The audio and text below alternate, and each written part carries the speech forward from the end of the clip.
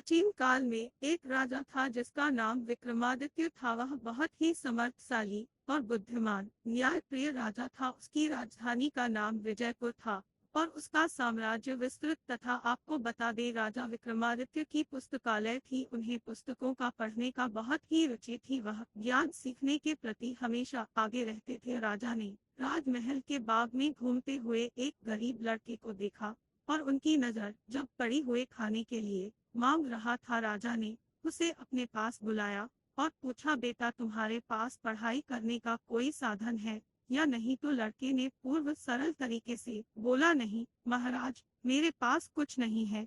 मैं भी के जरिए ही अपना जीवन यापन करता हूँ।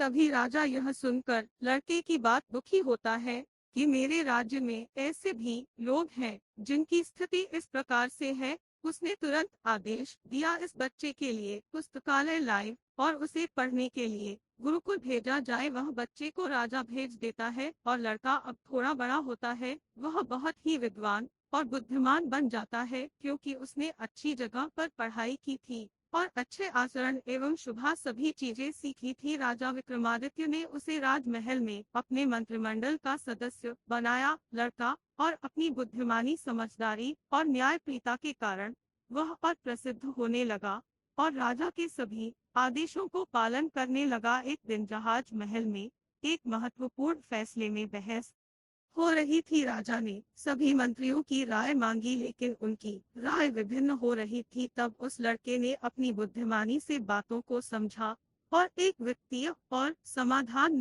पूर्ण सुझाव दिया। राजा ने उसकी बात को स्वीकार किया और बहुत सराहना की और उसके हिसाब से बोले गए शब्दों के जरिए से एक अच्छा न्याय विदेश। तभी अबू राजमहल का उच्चतम न्यायालय मुख्य न्यायाधीश किसे बोलते हैं, लड़का वह बन गया। राजा के दरबार में प्रशंसा की बहुत बहुत होने लगी। वंश ने गरीबों, पुरुषों एवं महिलाओं एवं बच्चों के प्रति आवाज उठाने में सबसे पहले थे और वह न्यायालय में ईमानदारी और सच्चाई के प्रतीक माने जाते थे। हंसा सीखने एवं न्याय के प्रति कितनी भी बड़ी कठिनाइयों उनके सामने करने के लिए उन्हें हमेशा निरंतर प्रयास करते रहते हैं। उसकी इस कड़ी मेहनत ने उसे एक अमीर व्यक्ति बना दिया और सूझबूझ की वजह से वह प्रसिद्ध हो गया। सभी लोग उसे सम्मान देने लगे और न्याय फ्री राजा के नाम से जाने ले रहे। राजा विक्रमादित्य ने अत्यंत गर्व महसूस किया, उस लड़के को अपना बेटा मानने लगे। यह कहानी हमें यह सीख देती है कि हम हैं यदि अपने पैरों पर खड़े हैं तो हमें दूसरों पर ध्यान देना चाहिए।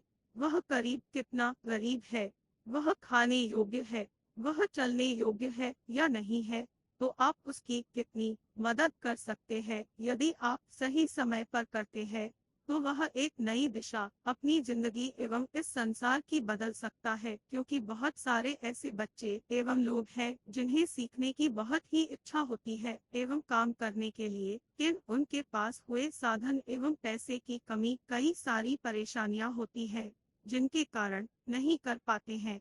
इसलिए सभी से यही कहूंगा कि आप जितने भी बड़े काबिल हैं या थोड़े हैं या बड़े हैं, आप सभी की मदद करें ताकि एक छोटी सी मदद। यह राजा की कहानी हमें यह सिखाती है कि हम किसी को थोड़ी सी मदद करेंगे तो वह बच्चा, यह बुजुर्ग कुछ अलग कर सकता है और अच्छा कर सकता है। हमें ऐसी मदद करने मिलते हैं। नई कहानी के साथ धन्यवाद।